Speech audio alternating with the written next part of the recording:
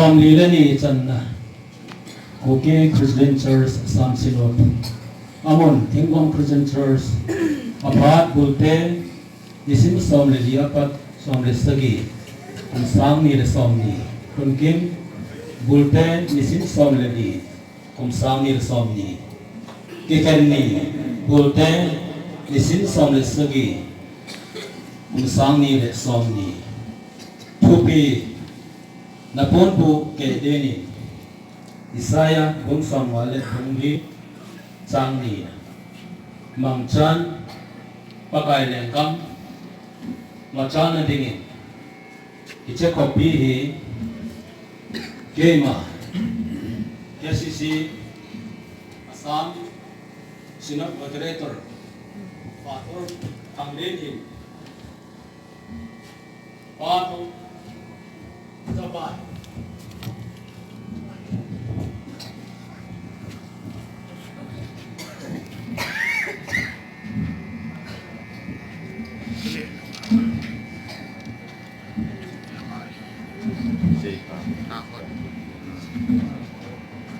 Bale chapa chule lagau phin pathin mina karon doi dai pathin lu phin chang hen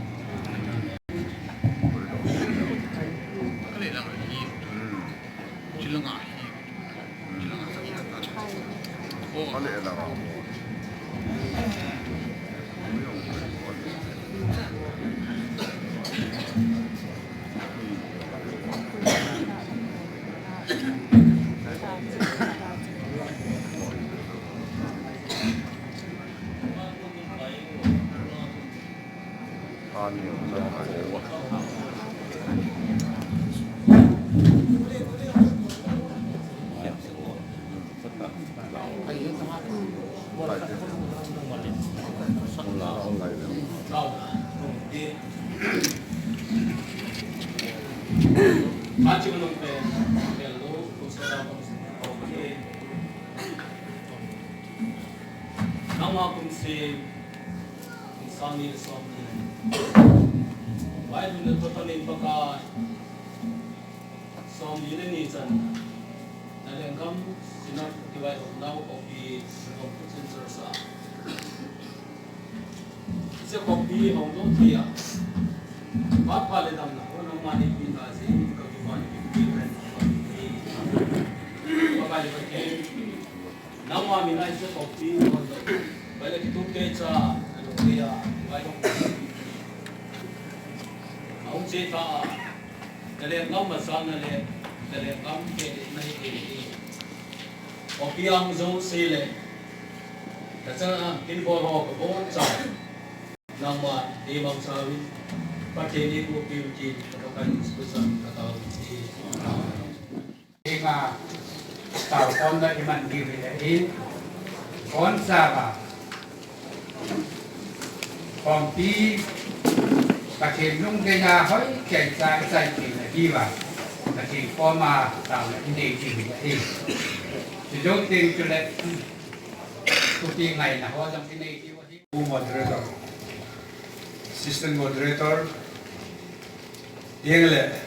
pastor house ye bubu ko hole diakon hole zawam ta house ho le som lile ni sanna nipi sata ma hukal su ho do si abang phan tam ta e pui do ba pa ka chi ama sa pen tan ka thang wa ni khoneite phat de ga pi wa ye le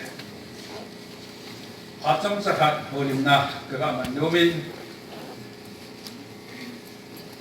pasung tani hatundang kikhop labil Synod in PN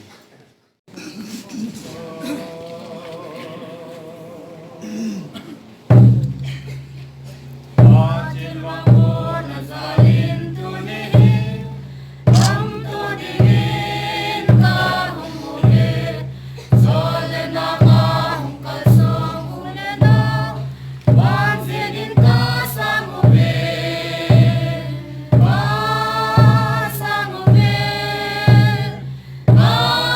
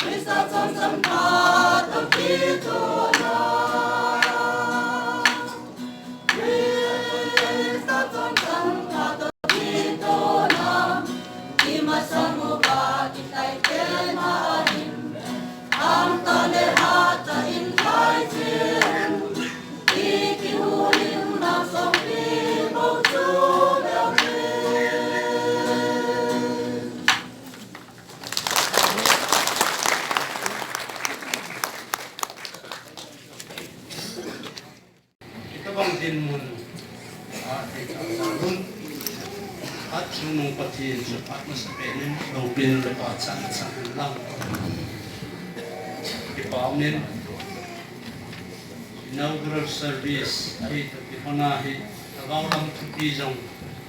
ngay yung ahin at so magtip sa tam dinumin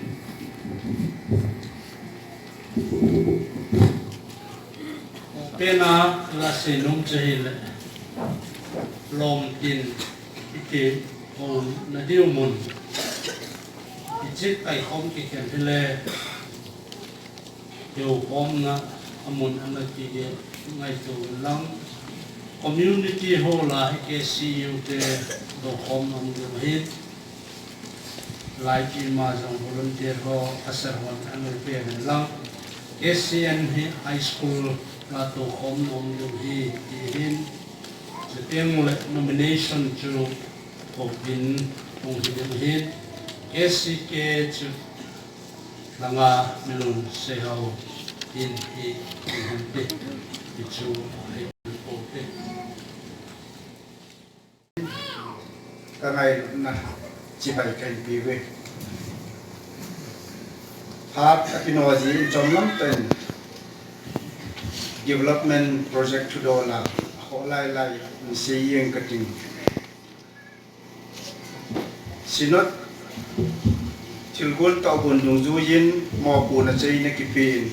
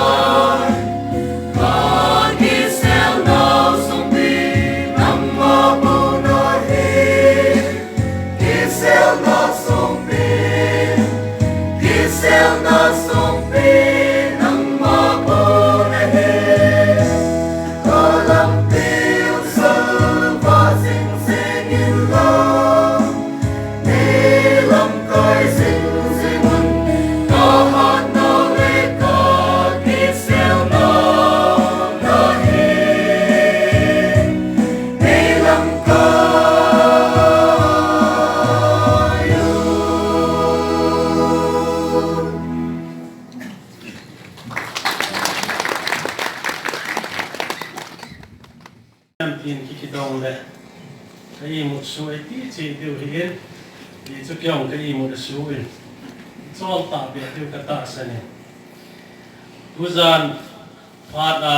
chalai mun lu ding hi kum plung ke a ka kia li ka song se a bo bung mi te hol isei nang te ohitan a background hen lang aman cha ding hen lang oi lam jing jong le ichi dalam kisuhal na program sundinga inpin ingan si na hoi hitam kenjong na sampung bijong lem kana sundo thejen pathin ka thang wai ne